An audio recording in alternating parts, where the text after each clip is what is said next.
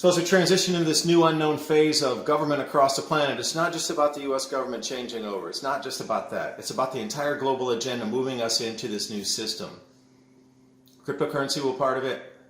Less food availability will be part of it. You having to do things that your government wants to access food is going to be part of it. There's a huge change here, and it's all based in moving around food as the center point. So if you can understand food as the center point of it all, you can work your way back as to how to prepare, what you're going to need. And I really believe that the timing of this event of change across the planet, in the United States, everywhere, is coinciding with these changes with the planetary alignments, bringing in a new magnetic field in the outer solar system as we come into October of 2024. Now, in earnest, the strongest point of that will be October 2024. But the field will be pretty much formed and we'll be on the other side of the sun in April of 2024. So between now and then, literally 3 years from now, we're going to see the most vast, sweeping earth changes that you have in your wildest dreams thought was not possible, will be possible.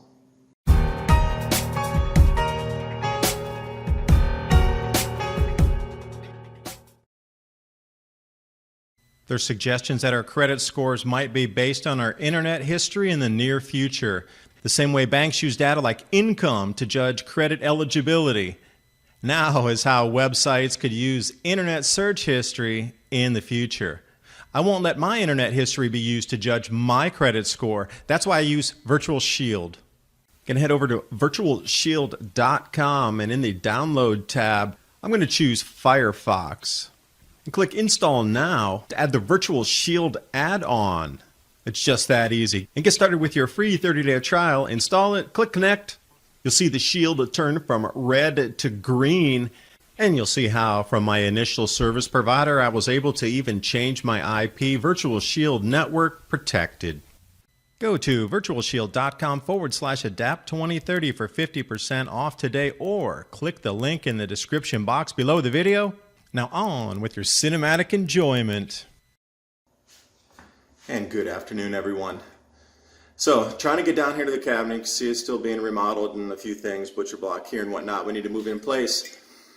Now, in the rush to move out and get out and bring some stuff down here for supplies, what was left behind was a small array of pans and pots, just for, a handful to get cooking until bringing more stuff out of a storage unit or wherever. Now, a lot of people are going to face the same thing. You're going to grab stuff and you're going to run. But I'm going to try to use this canning jar to be able to boil up some pasta in it. I've canned a ton. I know that these don't break when they're in water, so I'm going to go ahead and try one here on the stove. And we'll see if it cracks or breaks. And I'm going to do some simple noodle just like this. A lot of people are going to have these, storable packs. And I'm also going to try to do something a little more hearty here with a longer cooked noodle versus just bringing the water to a boil enough to get those noodles softened and then mix in everything. Definitely going to not be using the top on this. I might use it after I take everything off, put it over lightly just to let it steam. If you can get these little bags of like quinoa or ancient grains, these go a long, long way for thickening, as well as, just energy in a different way than something like wheat. You're going to want to think about baking soda too, and that's also what I had in my pack when I grabbed when I was getting the other stuff. Vitamin C powder. Now, Acerla, you can't use that continually every single day. You have to take a break from it. With something like Camu, in the powder is way easier to go because you can pack it in anything. So let's take a look. Will this break on the stove? Now the stove I'm going to use is an electric, and I want to get rid of that, and we're going to bring a propane stove in here because I like to cook with fire instead of using electricity. But for now, we're all going to be in a pinch, or we're all going to be stuck somewhere if supply chains are going down. So, also think about a Brita filter. If you have a Brita, this thing you can run tap water through it, and not that I suggest that, but after you would boil some water, purify it, then you can run it through here. So this thing is measured out here. I'm going to go to around maybe right around 500 or so. Now the secret, I'm not going to bring it to a full raging boil. Just going to head and put it at probably 6 or 5. I want to get it red. Remember, this glass is going to be super hot after you, so just don't go like this and touch it. All right, I'm going to sit right here with you for a minute, and we'll see if we're going to crack or if we're going to break. I can already see some bubbles forming on the inside. I'll let it get to a very low bubble, if you will, not even a roaring boil, just a very low, where you can start, you know, when like this, you can start to see a few bubbles coming off the bottom there. And I would encourage you to go back through history and look to see what happens when a society does not have enough food. It unravels at the seams. And there seems to be this mechanism or this clock of about 400-year cycles that brings us into different changes in the economy and the ability to grow food. And you could say, well, back in the 1600s and the 1640s, they didn't have the type of machinery we have. They didn't have the fertilizers that we had. They didn't have the interconnected global supply chain system. True. But the sun's the sun, and the way we set up our grow zones globally, some of those are starting to have a real difficult time continuing the level of production they are right now. If you look across almost every country, they're experiencing some declines. Reason is that the planting and harvesting seasons have shifted a little bit, precipitation patterns, heat and cool, depending on if you're going in the summer with the extremes on the heat or if you're down in the winter where extremes on the cold. Food is going to be the most important thing.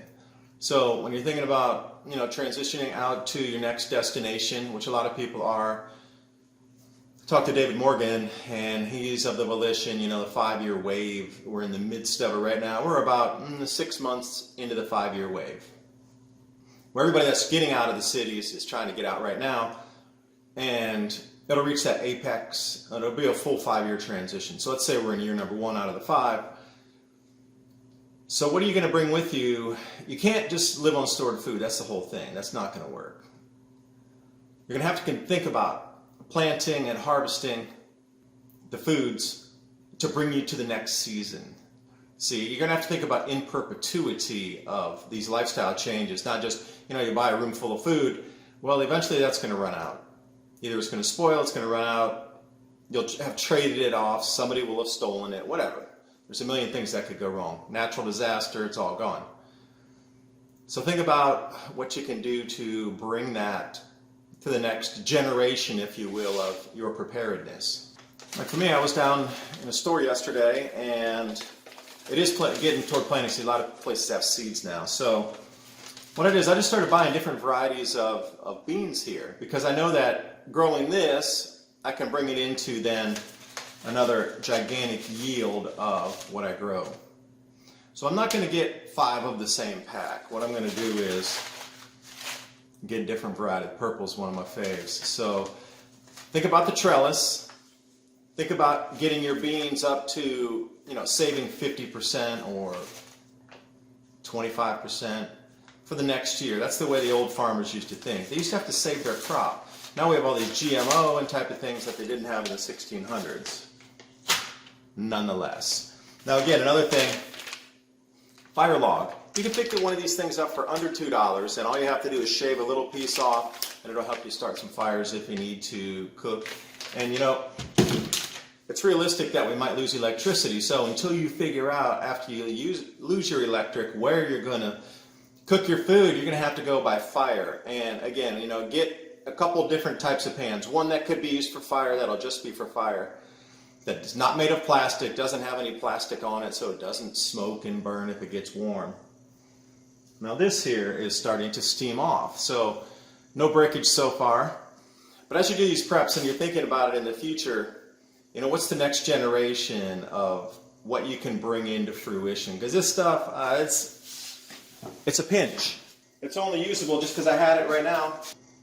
So what I want to do at this point is I'm going to take it in, I'm just going to drop it in, and yeah, luckily the glass is not that hot right here.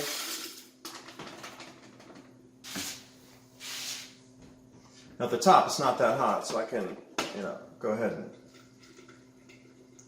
I can even mix it like that without having to use a spoon.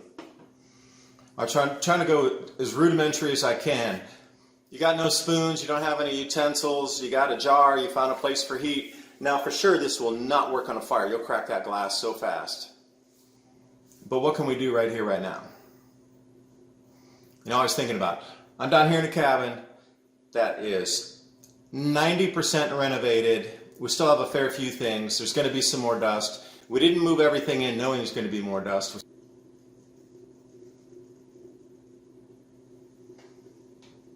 And I'll turn that down a little bit just to bring the heat off. Now the water's warm enough and you're going to see it steaming there.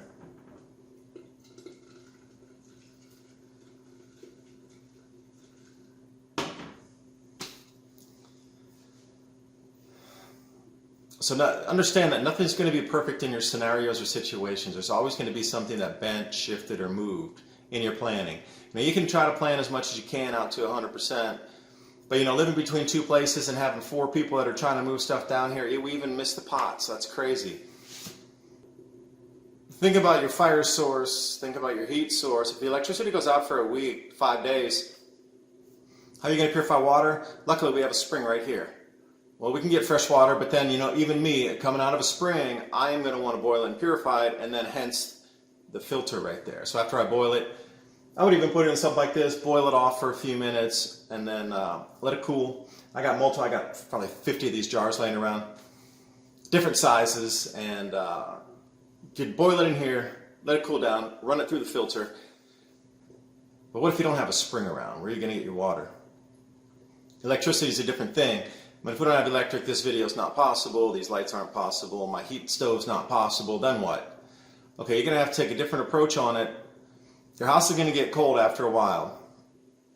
Cooking is a different thing. If it's too windy, if it's too wet, do you have those skills? I carry a pocket knife with me to try to, scrape some of that bark off and get down to the drier wood on the inside. And we're watching a few survival guys on how to build wet fires. The wind is what's killing me. The wind is the thing that I have the most problem with. Even though I'm building a windbreak, it's really windy down here at this time of the year. Building a windbreak and using wet wood and, fire striker and all these things. Hence the reason I got the fire log. Because now it's getting hot. I'm going to turn it off here. And I'll just let it boil down. Now I know it might not have been the quite amount of cooking time that was required, but I'm trying not to break the glass here. There's enough latent heat in there to finish the rest of the noodle softening. Now, I didn't put the quinoa in because quinoa takes much more time to cook than that would. I'd be eating raw quinoa, and that's definitely not the way you want to go. Indigestion and real difficult to chew, not good taste at all. So here we are. I'm going to be able to make this. Still a little, now it's starting to get a little hot. As I was saying, now it's starting to get hot. In the beginning it wasn't hot on the lid, but now it's at that point. If I had tongs to do the canning, I would definitely be using those right now. But for me, I'll just slide it off to the side, let it cool down enough where that lid's or the mouth's not so hot. If I had more time, I would probably soak that quinoa for about an hour and then cook it, because once it's soaked, it's real easy to cook. You cut your cooking time by about 75% if you pre-soak the quinoa. And all kind of things to think about moving forward. Ancient grains are going to be cheaper than buying your wheat flours and whatnot. We found cassava flour is a real good one. But these changes are real. And this great distraction reframed from the Great Reset is, no joke, your food prices are going to be up 50 or 100% by the end of the year. And all these new programs that are being ushered in with this whole green agenda, build back greener, and all these catchphrases, knocking down on the Keystone Pipeline permits. So what's that going to do is drive prices of fuel up instantly. So there's going to be a knock-on to transportation costs, because you can't tell me that if fuel prices in America triple or quadruple, which they would, that trucks are going to still run the roads for the same price that you're buying things in the supermarket. That's an impossibility. Running it down the rails, okay, but then you still have the delivery from the rail yard and terminus into a supermarket in the city or a regional area, county. So think about these things. Why do you think everything's happening right this second? The powers that be, the banking elite, have put us on the same system for the last, I would say since the 1600s, after the last grand solar minimum, in earnest, since the mid-1800s. With the central banking, and especially when 1913 and forward. That's more than 100 and some years. The entire planet's been built out on use of debt, global control of money, money supply, and military. And suddenly this year they have a change of heart where they really want to reset. They love us all within 1 year. Strange. So everything's going to move green. So there's an agenda behind the movement from one to another. You could probably put a few ideas in there why you might think that. But, yeah, and since that's even cooler than it was when I was cooking. Okay. Give it one last stir there, and I'll just move it off to the side.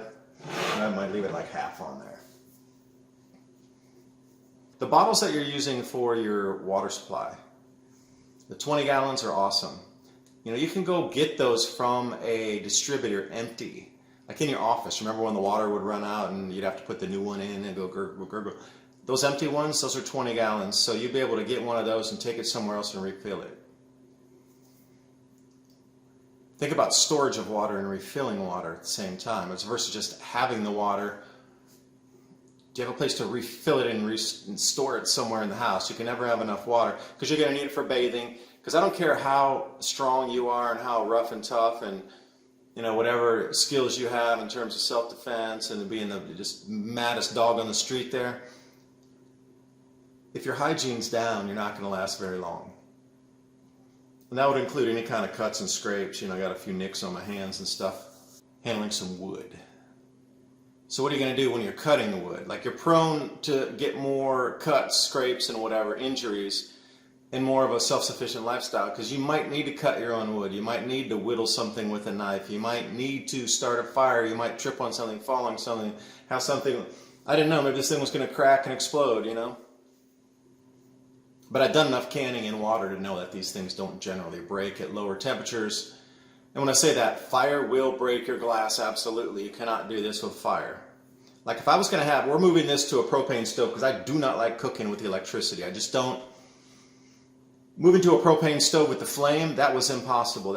I would have to put another metal plate on it and dissipate that heat out enough and then put that glass jar on. Like, I couldn't have cooked straight over the flame. That would for sure have broken. So it's just learning a few things through trial and error. Like, you get something to snap and break on the stove, you're like, oh no, it's hot, you got to clean it up, learn from your mistakes, but get yourself a good medical kit. You're going to have to just get more basics. So if you got the chance right now, today, run out and buy a bunch more gauze.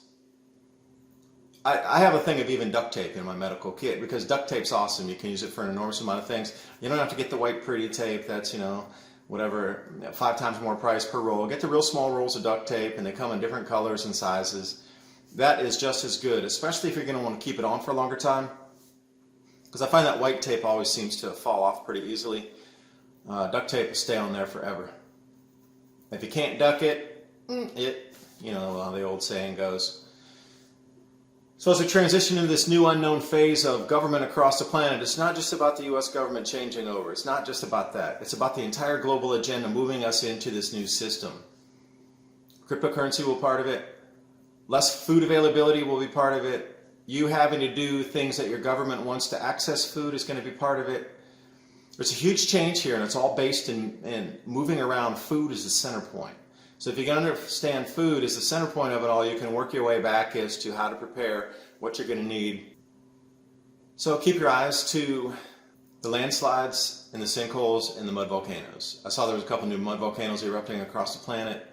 These are all signs that the crust is getting pulled into an ellipsoid slightly, which will continue through 2024. And I really believe that the timing of this event of change across the planet, in the United States, everywhere, is coinciding with these changes with the planetary alignments, bringing in a new magnetic field in the outer solar system as we come into October of 2024.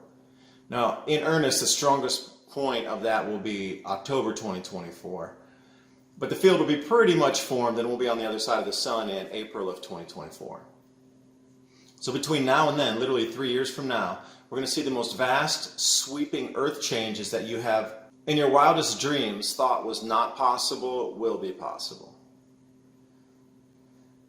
But we're in for some massive earth changes here, and the first thing you want, the one thing that'll indicate that we're heading into this ellipsoid secondary magnetic field pulling the earth from a sphere, more of an egg shape, is exactly landslides, mud volcanoes, and sinkholes. If you start to see them in the Uber where you're like, that makes no sense, that's the biggest landslide ever in the last 100 years. It's the biggest landslide that closed down part of arteries in a country for delivery of something, massive disruptions in supply chains based on landslides. It's in play. And then you really know that the coupling of all this together, the food inavailability or the lack of our current civilization to grow as much food as we normally could through the last 150 years, almost 200 of stability in grow seasons and grow zone areas. Those crops are set for a certain zone, moisture patterns, temperature, harvest at this time, plant at this time. That's all out the window now. Economy's shifting. As you can obviously see, there's no more economy. It's held together by duct tape and baling wire at best, with a little bit of toothpaste in the middle there to cover it up so you don't see it. Cryptocurrency's on the inbound. Governments are shifting everywhere across the planet with the economy. There's not one government not talking about moving to a new state of economy. In the interim of this change over, it's going to be tumultuous as things are shifting and things aren't holding together, and they have to quickly find a replacement for it and try to prevent the chaos and the panic and people, really reacting to the stimulus around them. Because when your food prices are going up 50, 100%, the economy is going to be doing something strange as we move forward. The destruction of the economy by not using fossil fuels, bringing in a green agenda, is going to exacerbate and make that collapse happen even faster. You wonder why the plan is right this second. Why did everything switch in 2020? They held it together for 150, 180 years of the present paradigm, and then suddenly this year we shifted. Your guess is as good as mine. I have my own thing about the Great Distraction with the food inavailability, because go back through history, and hungry people do strange things. They're uncontrollable. You can't push them with a narrative. You can't carrot and stick them down to the next week, it's the next plan, it's the next thing, right? It won't work like that. It'll be straight up, people are in chaos if there's not enough food. Economy, that'll be more of a mental thing for a lot of people, but if you give them enough money so they can buy food, they'll still stay in their zone. Take away the food, everybody goes out of the zone. Everybody goes out of the zone. And that's where we're going right now. Not enough food for the global population moving forward in through these next couple of years. In earnest, 2022 is when you'll see global food shortages. Even the USDA coming out, we're something down 10% on the grain production globally. Okay, now that means you need to eat into the stockpiles, and you start to look around, and are the trade disputes part of the whole mirage where, this isn't being delivered, that's not really, there's a shortage over there. Look at China. They're in a massive food crunch right now. Massive. To the point where they're rationing in the country already, buying everything on the planet, which is causing other shortages. So one country's massive needs is creating a pull on supply chains in other places, and the production's not there. And what happens next year when the cat's out of the bag? If we're down another 10% next year and we've eaten into the stockpiles, it won't be hideable anymore. See, once the stockpiles are gone, the illusion's gone, because all we get is what we grow. And with countries like Argentina suspending exports, everything being bought up, soybeans at all these high time prices, and it's just going to keep going up and up from here. USDA can say all they want about, it's in the silos. They're guessing half the time anyway of how much is truly out there. Rosy forecast here, rosy forecast there. Let's update the forecast in June in the planting season so it doesn't affect markets too much. Go outside the major producers. If Argentina, the third largest corn producer in the world, has suspended its corn exports, and they give the excuse that, it's for animal husbandry in the country, we don't want to disrupt that. No, it doesn't make sense. It just does not make sense. So we're already at the third largest exporter of corn, already showing that there's something way amiss versus what's in the news. And look around the rest of the world where they're starting to have export tariff cuts for imports because they're having problems with civil unrest in other countries too.